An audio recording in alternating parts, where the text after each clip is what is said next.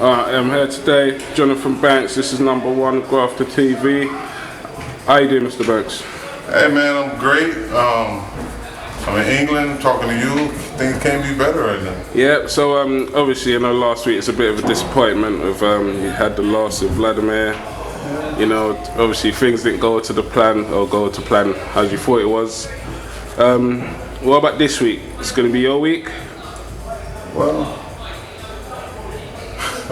there's no guarantees in the sport of boxing. Oh yeah, no guarantees. There's no guarantees. Alright, let me ask you another question.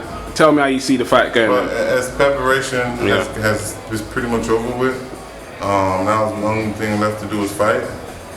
I think the fight is going to come down to more technical skills than brute strength. Yeah. Because both guys are big punchers, and I don't believe Joshua want to get into a mixed-up fight with Dillian White, because he's more so on the guy who tries to jab a little, then go in for the kill instead of just come in for the straight fight. Dillian wants a straight fight. Joshua wants to box a little bit. So I think that's going to be the difference in the fight. But if Dillian listens to what I'm asking him to do, I think he will force Joshua into a brawl, basically. Because I think Dillian can outbox him. Okay, not giving too much away of your game plan. What have you asked Dillian to do? It's not even the game plan. I mean, you can take this directly to Joshua. It's just the boxing. Just the boxing? Just the boxing. Move and boxing. Time and rhythm and movement. One thing in boxing that people that's misunderstood is everybody don't want to show what they were working on the cam, don't want to show this, don't want to show that. Even if you show it, that don't mean you can do something about it. All that means is that you showed it. It means nothing else. So would you say Dillian's technically better? On the technical side? Yeah. Now, yes. But Dillian showed no technical skill in his career until the last two fights. Okay. The first fight he showed a proper jab, proper right hand, he started landing proper punches with a good rhythm. And that's what I'm trying to add and keep with him.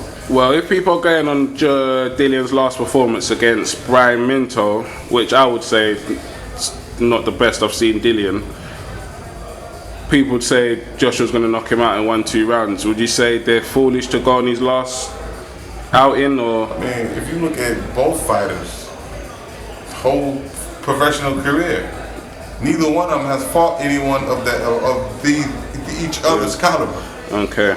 So I think that's really unfair to say about White. That's not saying the same about Joshua, because neither one of them has fought a high-level competition. Neither one of them has fought no one with a winning record. I think Dillian fought a little bit harder opponents than Joshua, but at the same time, they both fought mediocre competition. So this will be the first step up of both of their careers. Yeah. Just so happens with each other. So both of them are fighting the best opponent on Saturday night, and that's each other. They never fought no one of their own caliber. That is true. But well, look forward to the Saturday night. Yeah, I'm excited about it, man. I'm looking forward to the best man wins. But another question. Yeah, you used to work a lot with him, man. You still. I was very fond of him. Liked him, straight up guy.